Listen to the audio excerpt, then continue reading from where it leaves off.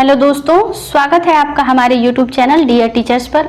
अगर आप हमारे चैनल पर पहली बार विजिट कर रहे हैं तो प्लीज़ चैनल को लाइक, शेयर एंड सब्सक्राइब करना बिल्कुल ना भूलें और बेल आइकन को ज़रूर दबाएं जिससे कि वीडियो के नोटिफिकेशन सबसे पहले आपको मिले।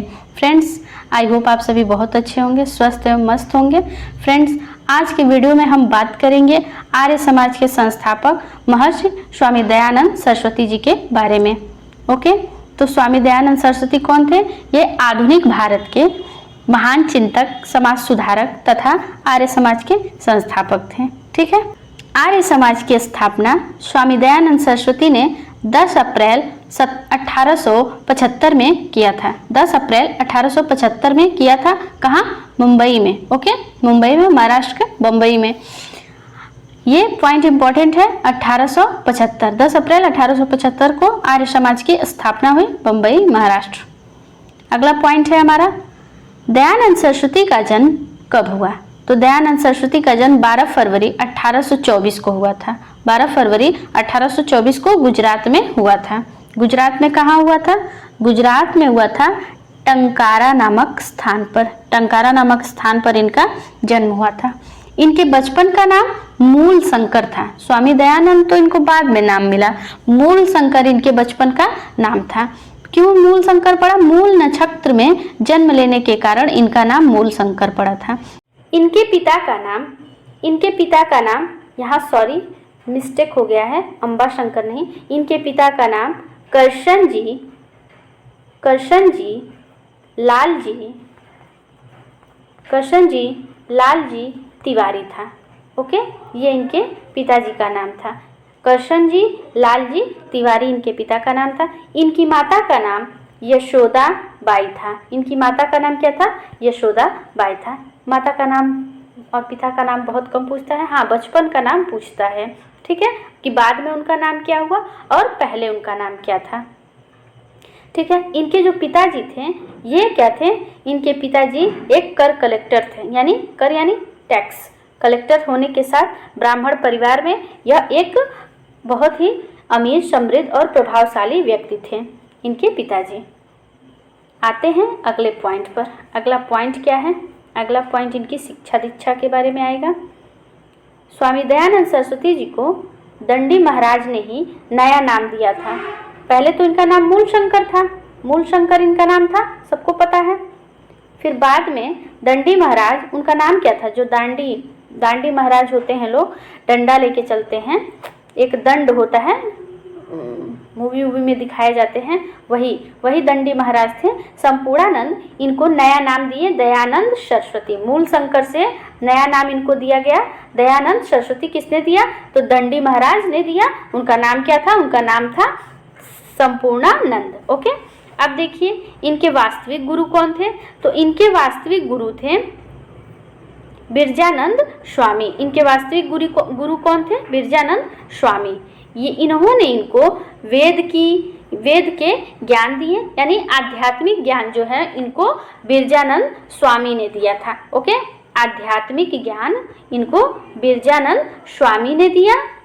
ओके, और तभी उसके बाद इन्होंने जाना कि वेद क्या है, वेद ही सब कुछ है, वेद सर्वोपरि है। तब स्वामी बिरजानंद ने इनको आध्यात्मिक ज्ञान दिया और बताया कि वेद सर्वोपरि है। उसके बाद स्वामी जी ने, यानी दयानंद सरस्वती जी ने कहा कि नारा दिया अपना कि वेदों की ओर लौटो, वेदों की ओर लौटो। ओके, इन्होंने तब नारा दिया अपना कि वेदों की ओर लौटो। यहाँ पर इंपॉर्टेंट पॉइंट्स देख लीजिए। दंडी महाराज संपूर्णानंद ने इनको नया नाम दिया स्वामी दयानंद सरस्वती। इनके वास्तविक गुरु बिरजानंद स्वामी थे, जिन्होंने शिक्षा दीक्षा दिया, उनका नाम बिरजानंद स्वामी था, और जिन्होंने नाम दिया वो संपूर्णानंद थे। स्वामी बिरजानंद ने इनको आध्यात्मिक ज्ञान दिया और बताया कि वेद सर्वोपरि हैं। आते हैं हम अपने अगले पॉइंट पर। अगला पॉइंट है हमारा, स्वामी दयानंद सरस्वती ने वेदों की ओर लौटो नारा दिया था। वेदों की ओर लौटो नारा किसने दिया? स्वामी दयानंद सरस्वती ने। इनके अनुसार वेद श्रेष्ठ हैं, ईश्वरीय ज्ञान है तथा भारत भूमि श्रेष्ठ है। ओके, स्वामी दयानंद सरस्वती के अनुसार वेद जो है श्रेष्ठ हैं, ईश्वरीय ज्ञान है तथा भारत भूमि श्रेष्ठ है। इन्होंने पाश्चात्य शिक्षा का विरोध किया। अभी हमने पीछे ब्रह्म समाज पढ़ा, ब्रह्म समाज में राजा राम मोहन राय ने क्या किया था, पाश्चात्य शिक्षा का समर्थन किया था, लेकिन स्वामी दयानंद सरस्वती ने पाश्चात्य शिक्षा का विरोध किया है। ठीक है, अगला पॉइंट हम देखेंगे अपना। अगला पॉइंट है हमारा एनी बेसेंट के अनुसार। एनी बेसेंट ने क्या कहा था, एनी बेसेंट ने इनके बारे में कहा कि दयानंद पहले व्यक्ति हैं जिन्होंने कहा कि भारत भारतीयों के लिए है। ये इम्पोर्टेंट फैक्ट है, भारत भारतीयों के लिए है। दयानंद सबसे पहले व्यक्ति हैं जिन्होंने कहा कि भारत भारतीयों के लिए। यह कथन किसके अनुसार है, तो एनी बेसेंट के अनुसार है। आते हैं अगले पॉइंट पर। अगला पॉइंट है हमारा इनकी प्रसिद्ध पुस्तकें या रचनाएं। तो देखिए, सत्यार्थ प्रकाश इनकी प्रसिद्ध पुस्तक है और इसकी रचना उन्होंने कब किया था, इनकी रचना उन्होंने 1877 में किया। ओके, 1877 में किया। और अगला देखिए पाखंड खंडिनी। पाखंड खंडिनी है ये, सॉरी 1877 नहीं 1875 है। ओके, 1875 में सत्यार्थ प्रकाश। ओके, पाखंड खंडिनी 1866 में, 1866 में पाखंड खंडिनी। ओके, और देखिए एक और पुस्तक है इनकी पंच महायज्ञ विधि। पंच महायज्ञ विधि, लेकिन सबसे ज़्यादा इम्पोर्टेंट ये है और ये है, पाखंड खंडिनी और सत्यार्थ प्रकाश। ठीक है, स्वामी दयानंद सरस्वती को भारत का मार्टिन लूथर कहा गया है। मार्टिन लूथर दयानंद सरस्वती जी को कहा गया है। इन्होंने क्या किया और काम, इन्होंने शुद्धि आंदोलन तथा गौरक्षा आंदोलन चलाया था। शुद्धि आंदोलन क्या था, शुद्धि आंदोलन ये था कि इसमें जो लोग हिंदू धर्म का त्याग करके अन्य धर्म को अपनाने लगे थे, उन लोगों के लिए पुनः धर्म में वापस करने के लिए द्वार खोल दिए गए थे। यानी कि मतलब वो फिर से अपने धर्म को वो अपना सकते हैं। और इन्होंने एक चीज़ क्या कहा था कि इन्होंने हिंदू धर्म नहीं कहा था, इन्होंने हिंदू इसलिए नहीं कहा क्योंकि उन्होंने कहा कि यह अरबी फारसी का शब्द है, इसका जो अर्थ होता है उसका अर्थ होता है चोर या डाकू। इन्होंने इस धर्म को सनातन धर्म कहा कि वो सनातन को अपनाएं। इन्होंने सनातन को प्रयोग में लाया था। ये भी एक इम्पॉर्टेंट पॉइंट है। अब देखिए, इन्होंने शुद्धि आंदोलन तो चला दिया कि मतलब पुनः आप अपने धर्म में वापसी कर सकते हैं। इन्होंने गौरक्षा आंदोलन भी चलाया था, गौरक्षा आंदोलन चलाया इन्होंने, तथा गौरक्षिणी सभा की स्थापना भी किया था इन्होंने। किन्होंने, स्वामी दयानंद सरस्वती ने। ठीक है, महर्षि दयानंद सरस्वती जी ने। अब देखिए ये इनके बारे में पॉइंट, स्वामी दयानंद सरस्वती ऐसे प्रथम सुधारक थे, ऐसे समाज सुधारक थे जिन्होंने शूद्र तथा स्त्रियों को वेद पढ़ने की वो मतलब किया कि मतलब स्त्रियां और जो निम्न जाति के लोग हैं, जो दलित वर्ग हैं, वो भी शिक्षा ग्रहण कर सकते हैं। इसके बारे में उन्होंने आंदोलन किया। इस पॉइंट के लिए उन्होंने बहुत ज़्यादा काम किया था।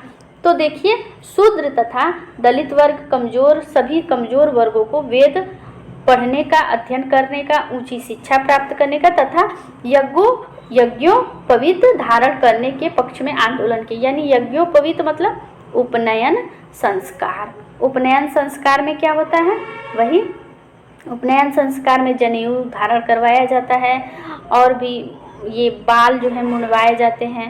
उपनयन का अर्थ होता है कि पास ले जाना, पास ले जाना। किसके पास ले जाना, गुरु के पास ले जाना। ओके, तो यही होता है उपनयन संस्कार। तो यज्ञोपवीत धारण करने के पक्ष में ये थे और इन्होंने उसके लिए आंदोलन किया था। अगला देखते हैं हम पॉइंट। अगला पॉइंट है हमारा नारी सशक्तिकरण के पक्षधर थे। इन्होंने नारी के सशक्तिकरण के लिए बहुत ज़्यादा वो किया था। विधवा विवाह का इन्होंने समर्थन किया कि विधवा का पुनर्विवाह होना चाहिए। ठीक है, अंतरजातीय विवाह का समर्थन किया इन्होंने, अंतरजातीय विवाह का समर्थन किया, विधवा पुनर्विवाह का समर्थन किया। इन्होंने स्त्रियों की जो दशा थी समाज में उसको उस दशा को सुधारने के लिए प्रयास किया। ठीक है, और देखिए सभी धर्मों की कुरीतियों का विरोध किया, यानी कि जिस धर्म में कुरीतियाँ फैली थी उनका इन्होंने बहुत ज़्यादा विरोध किया था। ये पाखंड, आडंबर, जादू टोना, मूर्ति पूजा, कर्मकांड, इन सबों के ये विरोधी थे। इन्होंने क्या कहा? इन्होंने कहा कि वेद सर्वोपरि है। ठीक है, वेद सर्वोपरि है और उसी के अकॉर्डिंग कर्म सिद्धांत, पुनर्जन्म, ब्रह्मचर्य एवं संन्यास, ये ही 4 उन्होंने स्तंभ बताए, 4 दर्शन स्तंभ, और इसी पर वो काम किए। ओके, और इन्हीं के अकॉर्डिंग चलने के लिए कहते थे, यही उनका 4 आधार स्तंभ था, कर्म सिद्धांत, पुनर्जन्म, ब्रह्मचर्य एवं संन्यास। इसी पर वह अमल करते थे और लोगों को अमल करवाते थे। आते हैं हम अपने अगले पॉइंट पर। अगला पॉइंट है हमारा, समाज में आधारित वर्ण व्यवस्था के विरोधी थे। जो समाज में जाति आधारित वर्ण व्यवस्था थी कि इस जाति के लोग यही काम करेंगे, इस जाति के लोग ये नहीं कर सकते हैं, तो इसके वो कट्टर विरोधी थे। वो चाहते थे कि जो वर्ण व्यवस्था है वो कर्म पर आधारित हो, जिसका जैसा काम रहे उस हिसाब से वो हो, कर्म आधारित हो, वर्ण व्यवस्था जो जाति के आधार पर न किया जाए। तो ये इनका रहा आंदोलन के बारे में। अब देखिए ये क्या इनके बारे में अगला पॉइंट है हमारा। अगला पॉइंट हमारा है इनके स्वदेशी शब्द का पहली बार प्रयोग स्वामी दयानंद सरस्वती जी ने ही किया था। स्वदेशी, स्वराज, स्वदेश की भावना, स्वधर्म, इन सबों का समर्थन इन्होंने किया और स्वदेशी शब्द का पहली बार प्रयोग स्वामी दयानंद सरस्वती ने किया। ये इम्पॉर्टेंट पॉइंट है, नोट कर लीजिएगा आप लोग। अगला पॉइंट हम देखते हैं, हिंदी को राष्ट्रभाषा के रूप में स्वीकार करने के लिए सर्वप्रथम इन्होंने ही कहा था। हिंदी को राष्ट्रभाषा के रूप में स्वीकार करने के लिए इन्होंने ही सबसे पहले कहा था। अगला पॉइंट है हमारा, अच्छे से अच्छा इन्होंने क्या किया राजनीति के मामले में, राजनीतिक क्षेत्र में इन्होंने कहा कि अच्छे से अच्छा विदेशी राज्य बुरे से बुरा देसी राज्य का स्थान नहीं ले सकता है। तात्पर्य कि बुरे से बुरा देसी राज्य अच्छे से अच्छे विदेशी राज्य से अच्छा है। यानी अपना देश कितना भी बुरा रहे और कोई विदेश जो देश है, राज्य हैं, वो कितना ही अच्छा क्यों न है, लेकिन अपना जो राज्य है, देश है, वो सबसे अच्छा है। अब देखिए अगला पॉइंट है हमारा, वैलेंटाइन सिरोल ने अपनी पुस्तक इंडियन अर्नेस्ट, पहला तो पॉइंट बन गया कि वैलेंटाइन सिरोल की पुस्तक का नाम इंडियन अर्नेस्ट, इसमें इन्होंने आर्य समाज को यानी स्वामी दयानंद सरस्वती को भारतीय अशांति का जनक कहा था। वैलेंटाइन सिरोल ने अपनी पुस्तक इंडियन अर्नेस्ट में स्वामी दयानंद सरस्वती और एक लोग हैं बाल गंगाधर तिलक को भारत में अशांति का जनक कहा था। ठीक है, इन 2 लोगों को इन्होंने अशांति का जनक कहा। अब देखिए अगला पॉइंट, इसके बारे में, इस पुस्तक के बारे में जवाब भी दिया गया था। किसने दिया था जवाब दिया था लाला लाजपत राय ने। अपनी पुस्तक एक लिखी history of the Arya Samaj और इसमें उन्होंने इस बात का जवाब दिया हुआ है। आइए अगला पॉइंट हम देखेंगे। अगला पॉइंट है हमारा, आर्य समाज में कुछ जो समर्थक थे वो पाश्चात्य विद्या के थे। ठीक है, इनके कुछ अनुयायी ऐसे थे जो पाश्चात्य के भी समर्थक थे, जैसे उसमें थे हंसराज ने दयानंद एग्लो वैदिक कॉलेज की स्थापना की। हंसराज ने दयानंद एग्लो वैदिक कॉलेज की स्थापना की। ठीक है, ये पाश्चात्य विद्या के समर्थक थे। अब देखिए प्राच्य विद्या के समर्थक थे आपके कौन थे? श्रद्धानंद, लेखराम। इन लोगों ने हरिद्वार में गुरुकुल कांगड़ी की स्थापना की थी। तो ये हो गया आपके श्रद्धानंद और लेखराम प्राच्य विद्या के समर्थक, और पाश्चात्य विद्या के समर्थक हंसराज ने दयानंद एग्लो वैदिक कॉलेज की स्थापना की। अगला पॉइंट हमारा लास्ट पॉइंट, इनकी मृत्यु 30 अक्टूबर 1883 को अजमेर में हुई। अजमेर में ये कहाँ थे? ये थे जोधपुर में। जोधपुर में ये महाराज जसवंत के यहाँ ठहरे हुए थे। महाराज जसवंत के यहाँ ठहरे हुए थे। मान्यता है कि ये वहाँ ये प्रवचन करते रहते थे और महाराज भी कभी कभार आकर के वहाँ प्रवचन सुना करते थे। वहाँ पर एक वेश्या थी जिसका नाम नन्ही था। नन्ही नामक वेश्या थी जो महाराज के यहाँ अनावश्यक हस्तक्षेप करती थी, जो स्वामी जी को पसंद नहीं आता था और उन्होंने महाराज को सलाह दिया कि यह उचित नहीं है। तो उसके बाद जो महाराज थे जसवंत महाराज जी ने वैश्या से अपने संबंध खत्म कर दिए। इस बात का बदला लेने के लिए उस वैश्या ने कांच का पिसा हुआ टुकड़ा या पाउडर दूध में मिलाकर महाराज जी को दे दिया, जिसके कारणवश उनकी मृत्यु हो गई।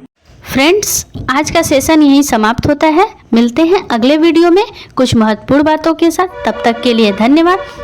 वीडियो अच्छा लगा हो तो please like, share and subscribe करें और बेल आइकन को ज़रूर दबाएं। फ्रेंड्स, वीडियो की इन्फॉर्मेशन आपको कैसी लगी कमेंट करके ज़रूर बताएं। वीडियो की PDF आपको हमारे टेलीग्राम चैनल पर मिल जाएगा। टेलीग्राम चैनल का लिंक डिस्क्रिप्शन बॉक्स में दिया हुआ है, वहाँ से टेलीग्राम ग्रुप को ज्वाइन कर लें। धन्यवाद।